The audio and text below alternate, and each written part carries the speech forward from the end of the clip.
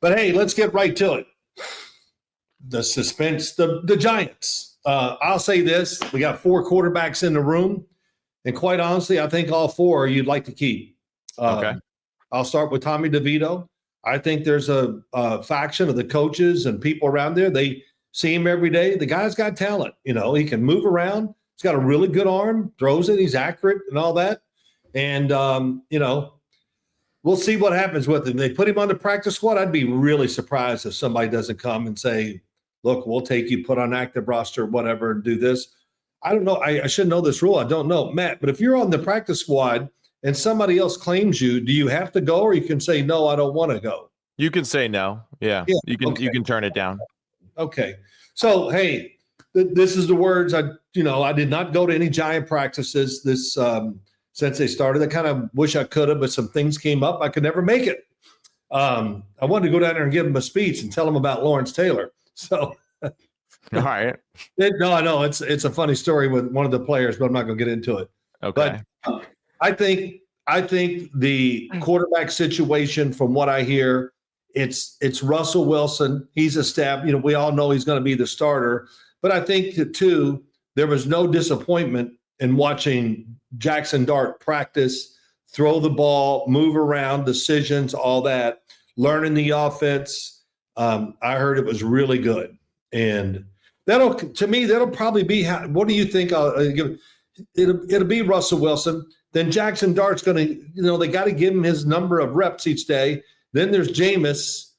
So it's hard to split it up with 3 quarterbacks, but the Giants have 4 right now. So that'll be interesting to see how they handle it, what they do. And of course, the biggest thing of all, who's going to perform the best and really take over the reins of this football team. Yeah, I'm curious as well how they balance practice reps and even the preseason going forward. I would expect Tommy DeVito to get just enough work in practice just so he is feeling somewhat prepared for the preseason, but I expect him to play the most out of everyone in the preseason. And then probably Jackson Dart being second on that list, with then Jameis Winston getting the most reps, and then Russell kind of having the role of the starter and getting limited reps throughout preseason games.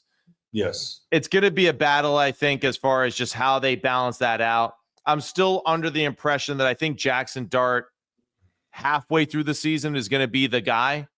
Because Russell, there's no doubt Russell's going to perform well in practice. He's going to do all the right things. My curiosity really for Russell in that situation and how that plays out really just goes back to, is he going to make the plays that Daboll kind of sets up for him consistently? And I just wonder how long of a leash that will be for that. Because we saw with Daniel Jones, you could see that was building for Daboll, that there was plays that he felt like he was missing out on, that there were some plays that were visual that he did miss out on. Sure. And I'm just curious how long is he going to let Russell get away with that? With Daniel, didn't really have any room to manipulate the situation in his favor. Now with Jackson Dart sitting there waiting, I just feel like, man, it's only going to be a few weeks and then he's just going to make the move.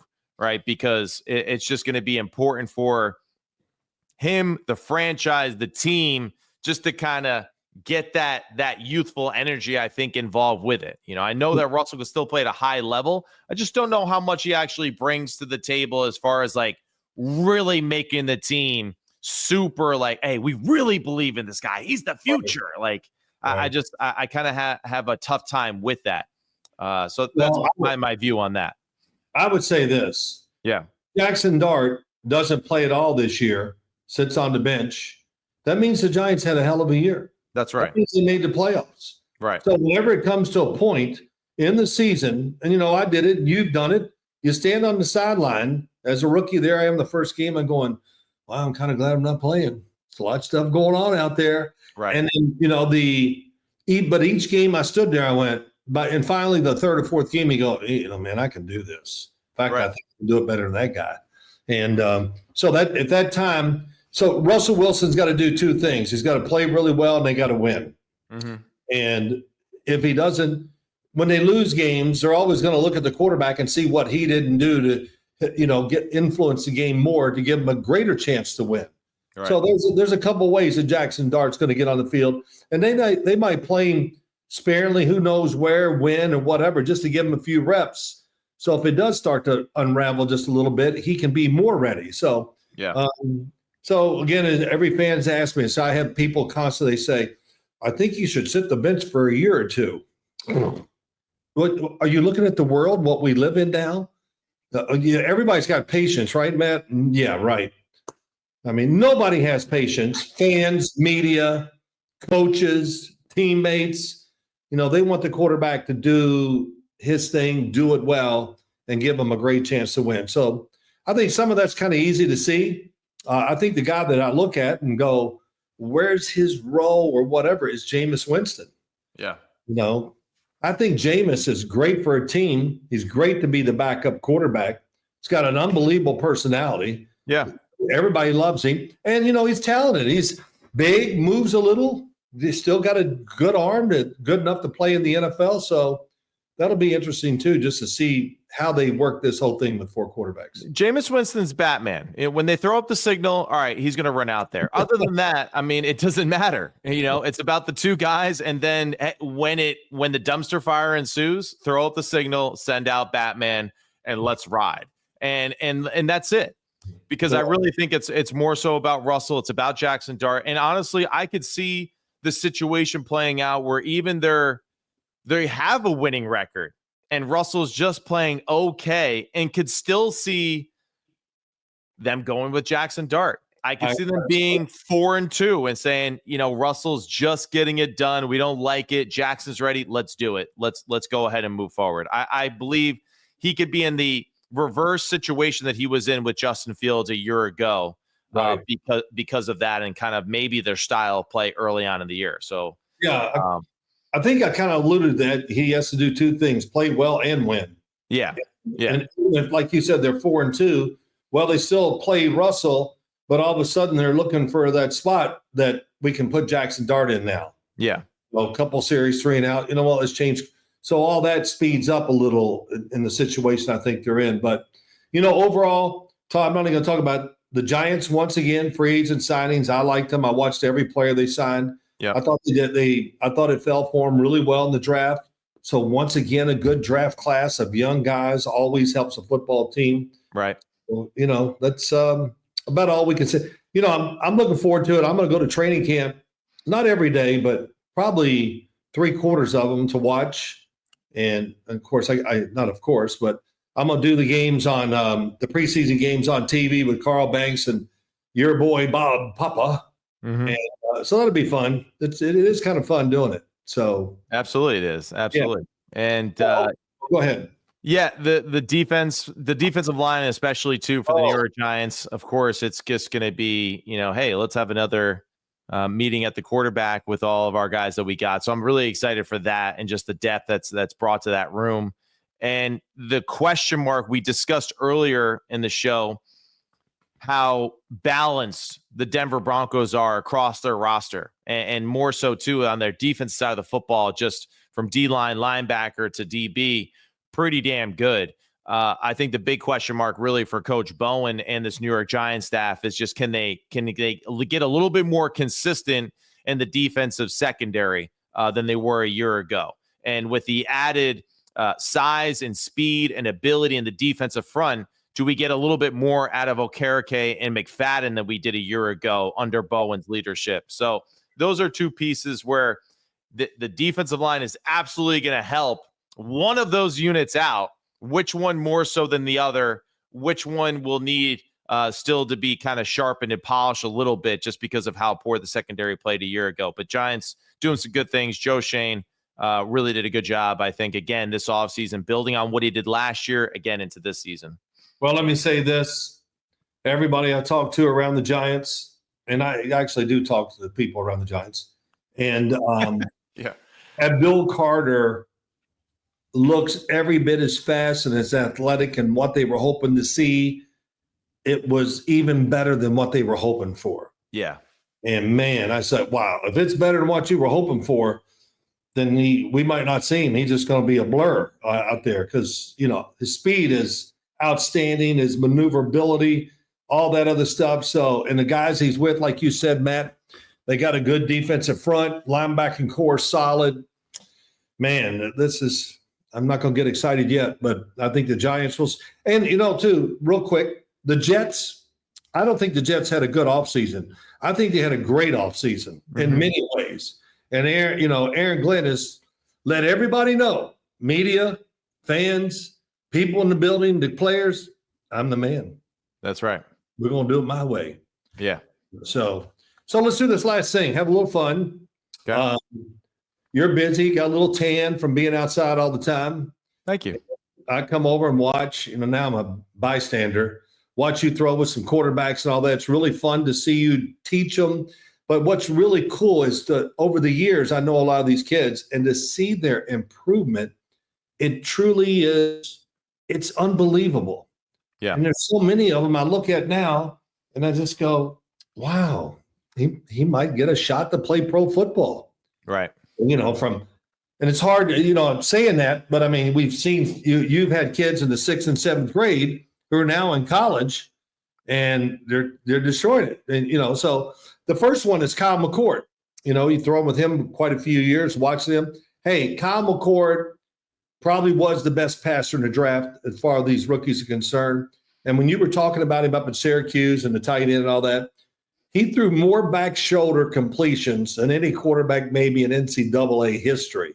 Yeah. I mean, he's great at it. He loves doing it. And you could see they all got used to it, making those catches. But so there's Kyle McCord. Go ahead. Why don't you talk about a few of your guys that you bring up? Yeah, looking forward to seeing Kyle. We're set up to see him next week, so looking forward to seeing him and catching up with him, and just to go through this process with him from all the way at St. Joe's Prep down there in Philadelphia, all the way to Ohio State to Syracuse with Coach Nunzio Campanelli there as his quarterback coach, who was my offensive coordinator and quarterback coach at Don Bosco Prep. I mean, it's just it's that full circle thing that we see in the football family. And so just excited for him. And of course, now being a local guy with the Eagles, despite how much we love the Eagles, damn, I got to root for my boy McCord. That's going to be exciting. A few others that I think have really done a great job, but Johnny Shepard, who is a Bronx native who went to Cardinal Hayes, up Hayes and all its loyal men. We celebrated at Cardinal Hayes, actually. Iona Prep. I cannot believe I just made that mistake. I'm so sorry, Coach Spags. But Johnny Shepard really did a great job working and training this offseason. He's leaving Rutgers. He's now signed to go to Washington State to play quarterback there. Going to be in the competition there. Iona Prep grad. So sorry, Cardinal Hayes. We'll get to the Cardinal Hayes quarterback here in a second. And but really just did an unbelievable job of fine-tuning his skills this offseason. It really, and that's what I think is so exciting for us as coaches when we're on the field, and something that I really have learned a tremendous amount in my young coaching career. Just the amount of time that it takes for these young quarterbacks to develop their skill set and what they're doing. And for parents out there, for youth coaches, for coaches in general, the quarterback position, you don't have to say it once. You don't have to say it. You got to say it a dozen times, then make it a baker's dozen, and just keep reinforcing these positive things, the technical aspect of it, the attitude, the approach, the optimism of it, because of how difficult the position is. Kyle McCord, a Johnny Shepard, these are two guys that have really displayed just how consistent you need to be to get better at your craft. Now to another quarterback, right? From Cardinal Hayes. He's going to Syracuse again. We're helping out Fran Brown. Hey, Fran Brown, Camden, New Jersey. You can't be mad at us. We're helping the program now. Rich Beelan, Cardinal Hayes grad, played over there with CJ and the boys, Coach CJ O'Neill at Cardinal Hayes, up Hayes, and really just had a phenomenal career there. Wow. Got humbled a little bit in college, right, for his first spring, because of just the amount of information that's thrown at him, the offense, the details, all of that, which is so common for young football players, but did a great job of adjusting to the college game in that short period of time. Really understands now the difference between, working hard and then working hard and smart simultaneously, right, as a quarterback. And really proud of the work that Rich Beelen has been putting in this offseason. Just posted a video of him the other day, too, from our workout where he did a nice little 360 jump and just unleashed a missile down the field, about 30 yards down the field. So, and he did it so clean, too. The best part about the video, if you see it on Sims Complete social media, is you could hear Big Phil go, "Wow," in the background, which is great. It was hilarious out of nowhere because we're all watching. And all of a sudden he does that. And it's like the life in the whole group just exploded. A good example of our sessions too, or even just coaches in general, just like, don't do that. Oh, that was great. Hey, good job. That's exactly what we coach, right? Well, yeah, but as he did that, then of course the other 4 or 5 quarterbacks in the group, they all started trying to do it, and actually they did a damn pretty good job for seeing it for the first time and doing it. They did all right. They did all right. Of course, that's when sessions usually fall apart, so I try not to let it get too crazy that way, but. Still just really, really proud of Rich and the work that he's put in. Really proud of Johnny and the work that he has put in this offseason. Jack Grusser, another quarterback who's going to UPenn to play. Grew up here in this local New Jersey area, went to Ramapo High School, the alma mater of Chris Sims. And another guy who expecting big things from him this year, and his work, his throwing has just been through the roof. And his unbelievable. I saw him twice this summer or this year. And the first time I came out there, I went, oh, my gosh. If I didn't know it was him, I go, who is this guy? Right. Wow, he's impressive. Really good athlete.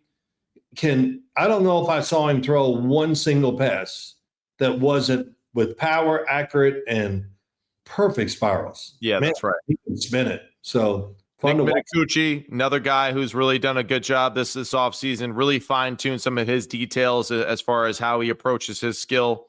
Yeah. So really, really proud of how deliberate he's been with his practice and his technique. Another guy, too, who just phenomenal how he performs and also what he does as far as a teacher. Johnny Shepard's a great teacher during these sessions for younger quarterbacks. Dean DeNoble, another guy, talented thrower, maybe the best thrower that we've had in our Sims Complete network of throwers.